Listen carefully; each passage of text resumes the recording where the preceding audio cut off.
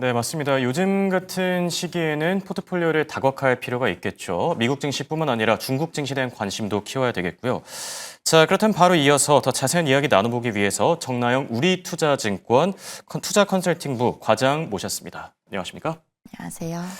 자, 미중 무역 협상, 이틀간의 마라톤 협상 끝에 뭐 좋은 소식들이 계속해서 들리고 있거든요. 우리 미국 증시 오늘 밤 또 다시 열리게 될 텐데 주요 변수 그리고 전망들을 짚어주신다면 어디서 찾아볼 수 있을까요? 네, 먼저 첫 번째 가장 이슈가 되는 것은 아무래도 이 미국, 중국 간의 첫 번째 무역 협상 그 결과라고 생각을 합니다. 그렇죠. 네, 앞에서 말씀해 주신 것처럼 주말 이틀 동안 미국, 중국 간의 첫 고위급 무역 협상이 진행이 됐는데요. 시장의 최대 관심사는 우선 두 나라가 합의에 도달을 했는가, 그리고 두 번째는 예. 고율 관세가 얼마나 완화되는지였습니다. 그렇죠. 예. 네, 지난 밤까지만 하더라도 사실 이제 첫날 마라톤 회담 이후에 양국 대표단이 취재진의 질문에도 대답을 하지 않고 유일하게 트럼프 미국 대통령만이 자신의 SNS 계정에 회의에 관해서 언급을 했었습니다. 예. 전반적인 회의 분위기에 대해서 아주 좋았다. 그리고 우호적이되 건설적이었다 등의 이제 긍정적인 평가를 내놨고요. 중요한 것은 큰 진전이 있었다라고 이제 밝혔는데요. 이걸 이렇기 때문에 이제 둘째 날 회의 이후에 양국이 합의에 도달할 것이다라는 이제 기대감을 가진 채로 우리가 이제 잠을 잤고요. 예. 그러고 나서 방금 2시간 전이었죠. 양측 대표가 미국과 중국이 각각 합의에 도달을 했다라고 그렇죠. 발표를 예. 했고 구체적인 내용은 12일 공동 성명을 발표할 예정이다라고 밝혔습니다. 오늘 증시 같은 경우는 이미 이제 양측 간 합의에 도달했다라는 점 확인을 했습니다. 예. 지난주 금요일만 하더라도 미국과 영국 간의 무역 협정에도 불구하고 영국 외의 국가와 미국이 합의에 도달하는 것은 상당히 난이도가 있을 수 있다라는 그렇죠. 우려가 있었는데요. 하지만 이렇게 영국에 더불어서 중국까지도 연달아 합의에 성공을 했다라는 점에서 이제 시장에서는 그 외 국가와의 협상도 좀 진전이 있겠구나라는 기대감으로 좀 변형이 될 것이다라고 생각을 합니다. 네. 다만 이제 12일 공동성명이 발표가 될 예정이기 때문에 그 부분에 대한 불확실성이 월요일에도 좀 이어질 예정인데요. 예. 만약에 12일 공동성명 발표에서 고율 관세, 지금 현재 중국에 대해서 145%의 고율 관세가 매겨지고 있는데 이게 40에서 60% 정도로 낮아진다라고 한다면 우선 일부는 극단적인 관세 피해 우려가 완화가 된다라는 점 긍정적입니다. 다만 여전히 40%에서 60%라는 관세 수준은 굉장히 높은 수준이고요. 더불어서 미국과 영국 간의 무역 협정 이후에 트럼프 대통령이 기본 관세 10%를 유지하겠다라는 입장을 그랬었죠. 저희가 재확인을 예. 했습니다. 그래서 그 부분에 대한 경제 피해는 또 불가피하다라는 점에서 좀 불확실성은 지속될 수 있다라고 보여집니다. 네. 그동안 무역 리스크가 계속해서 시장의 발목을 잡아왔는데 그래도 긍정적인 소식들이 이렇게 들리니까 뭐 기분 좋은 하루가 아닌가 생각이 들고요. 자, 앞으로 경제 지표들도 상당히 중요해지겠죠. 특히 이번 주에는 4월 CPI, 소매 판매, 이 굵직한 이벤트들이 예정돼 있는데 이쪽은 어떻게 보시죠?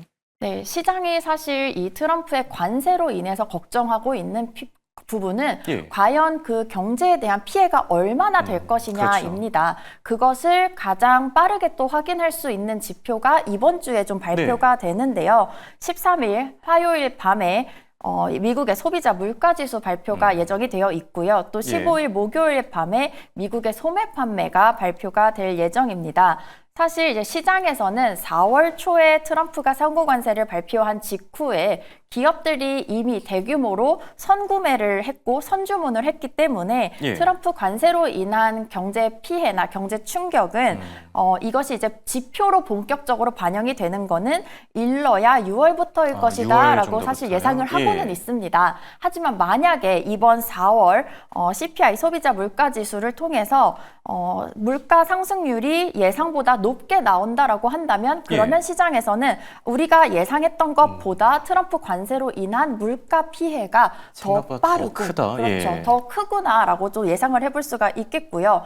마찬가지로 이렇게 물가가 만약에 올랐는데 목요일에 발표가 되는 소매 판매 지표마저 부진하다라고 한다면 물가는 높아졌고 그로 인해서 소비까지 위축이 된 것을 저희가 확인하는 것이기 때문에 트럼프 관세로 인한 경기 피해 예상보다 빠르고 클 수 있다라는 점이 이번 주 경제 지표를 보는 가장 큰 우려 요인이라고 생각을 합니다. 3월 미국 소매 판매 지표에서 사실 이미 조금 우려가 좀 높아졌습니다. 이 소비자들이 선구매를 하면서 자동차 소매 판매가 2년 만에 가장 큰 폭인 전월 대비 5.3% 상승률을 기록을 하면서 소매 판매 성장률을 견인을 하는 효과가 나타났는데요. 과연 이번 4월 지금 시장 컨센서스는 전체 소매 판매 성장률이 전월 대비 0.1% 증가를 기록할 것으로 예상을 하고는 있지만 만약에 이보다 높게 나온 거나 아니면 또 지나치게 낮게 나왔을 때 시장에서 우려가 굉장히 커질 수 있겠습니다. 더불어서 우리가 미국과 중국의 이 소비 행태를 가늠해 볼 수 있는 유통기업들의 실적도 이번 주에 발표가 될 예정인데요. 먼저 미국에서는 15일 밤에 미국의 대형 유통업체죠. 월마트의 실적 발표가 예정이 되어 있고요. 또 중국의 이커머스 업체인 징동닷컴 그리고 알리바바 역시 각각 13일 화요일 그리고 15일 목요일에 실적을 발표할 예정입니다. 월마트 같은 경우는 이 트럼프의 관세 부과로 인해서 중국으로부터 싸게 수입해 오던 물건들이 있었는데 그 해당 중국 공급 업체들과 거래를 아예 중단하기도 했었고요. 또 3월 말 4월 초에 트럼프가 이렇게 관세를 매겨서 수입 물가가 굉장히 크게 올라갈 수 있다라는 위험 때문에 소비자들이 사재기를 하면서 매대가 비어있는 공급 부족을 겪는 등의 이벤트가 발생하기도 했습니다. 그렇기 때문에 혹시나 일부지만 1분기 실적에 해당 부분들이 어떻게 반영이 되어 있을 것인지 그리고 4월 이미 다 지났기 때문에 월마트의 경영진이 이런 이벤트에 대해서 또 이런 이벤트로 인한 2분기 실적에 대해서 어떤 코멘트를 할지가 관심사라고 보여집니다. 알겠습니다. 자, 말씀해 주신 것처럼 소매 판매가 부진하고 그리고 또 이 소비자 물가지 CPI가 반등을 한다고 한다면은 이 스태그플레이션 우려가 시장에서 점점 더 커지지 않을까 또 생각이 들고요. 말씀하신 대로 이 월마트와 알리바바 그리고 징동닷컴 유통업체들의 실적도 잘 챙겨볼 필요가 있겠습니다. 자, 여기에 또 MSCI 정기 변경, 이 리밸런싱 일정도 중요할 것 같은데 편입되고 퇴출되고 이런 종목들까지 좀 같이 짚어주시죠. 네. 모건 스탠리에 따르면 MSCI 5월 정기 변경이 한국 시간 기준으로 이번 주 5월 14일에 발표가 될 예정이고요. 이렇게 먼저 발표를 한 다음에 실제로 이것이 반영이 되는 날짜가 6월 2일입니다. 저 지수가 6월 2일부터 그렇게 시행이 되기 때문에 그렇다면 실제 리밸런싱 자체는 5월 30일 장중에 반영이 될 예정인데요. 우선 한국의 입장에서 이번 리밸런싱 5월 정기 변경에서 관심을 갖는 이유는 끝까지 두 가지 포인트가 있습니다. 첫 번째, 우리가 그동안 계속해서 시도를 했지만 못했던 것이 하나가 있는데 MSCI 선진시장 후보로 과연 이번에 선정이 되느냐가 관건입니다. 그렇죠. 그동안 사실 이제 한국은 그 전에도 한번 이제 후보국으로 올랐다가 이제 내려온 경험이 있는데요. 맞습니다. 그 MSCI 선진시장 지수 편입의 걸림돌로 계속해서 지적이 되어 왔던 것이 바로 공매도 금지입니다. 그렇죠. 아시다시피 3월 말에 우리나라 공매도 금지 해소가 됐고요.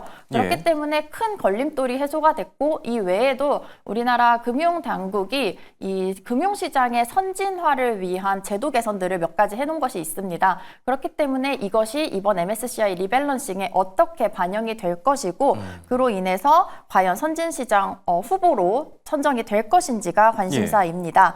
만약에 한국이 이 선진시장 지수에 편입이 된다라고 한다면 이 선진시장 지수를 추종하는 자금들이 있겠고요. 그렇죠. 그 선진시장 지수 내에서 한국이 가져갈 비중을 어느 정도 저희가 알 수는 있습니다. 그래서 그 두 가지를 가지고 계산을 해보면 대략 한국으로 약 75조 원의 외국인 투자 자금이 유입될 수 있다라고 기대를 해볼 상당하네요. 수가 있는데요. 네, 다만 만약에 선정이 됐다라고 하더라도 이 75조 원이 바로 들어오는 것은 아니다라는 그렇죠. 점을 알고 예. 계셔야 될 것 같습니다. 왜냐하면 이 선진시장 지수 편입의 절차를 좀 살펴보면 이렇게 후보국으로 선정이 되고 나면 최소 1년 이상 동안 관찰 대상국으로서 좀 MSCI가 지켜보고 예. 그 이후에 실제로 선진시장에 편입할지 말지를 다시 한번 결정하는 절차를 거치게 됩니다. 그렇기 때문에 이 75조 원이라는 규모 기대감은 있겠지만 만약에 선정이 되더라도 바로 유입되는 것은 아니다라는 점 있겠고요. 예. 두 번째로 개별 종목들의 편입 편출 매번 발생을 하는데요. 이번에도 역시 어떤 종목들이 편입되고 편출되는지에 시장에 관심이 또 쏠리고 있습니다. 이미 사실 시장에서는 편입 예상 종목들 아무래도 이제 나오고 시가총액 있죠. 예. 흐름을 가지고 좀 가늠을 해볼 수가 있죠. 이것들에 대해서 4월부터 지난주까지 주가 상승과 하락이 상당 부분 좀 반영이 되어 있습니다. 경험적으로 보면 이 지수에 편입이 되는 종목들 같은 경우는 예. 실제 편입이 결정되기 전에 이렇게 주가가 선반영이 되면서 오르는 현상이 나타나고요.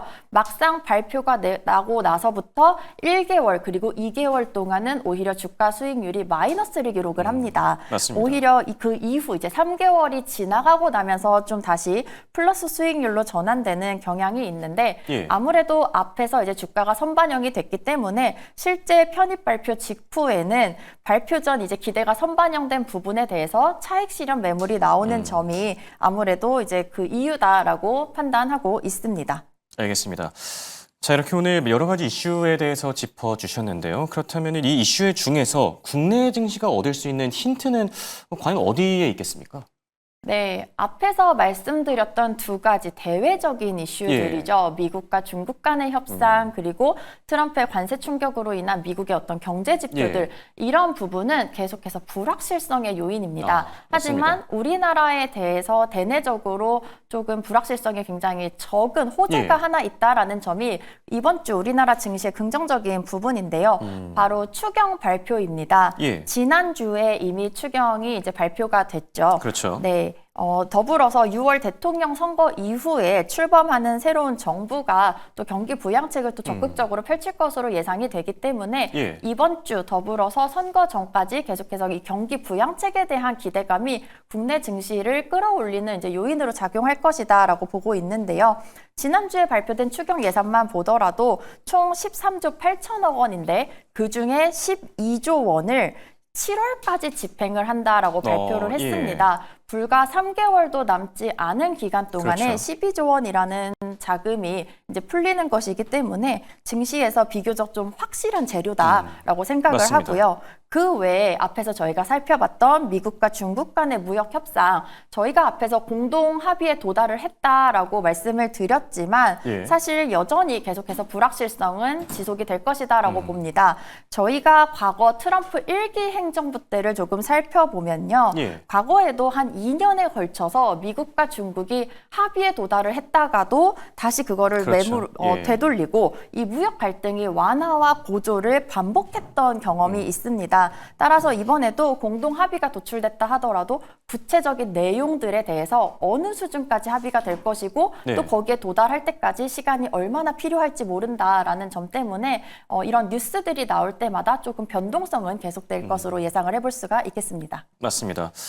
너무 일희일비하기보다는 뉴스들을 계속 팔로우하면서 신중한 투자 포지션을 취할 필요가 있어 보입니다. 지금까지 도움 말씀에 우리투자증권 정나영 과장과 함께했습니다. 감사합니다.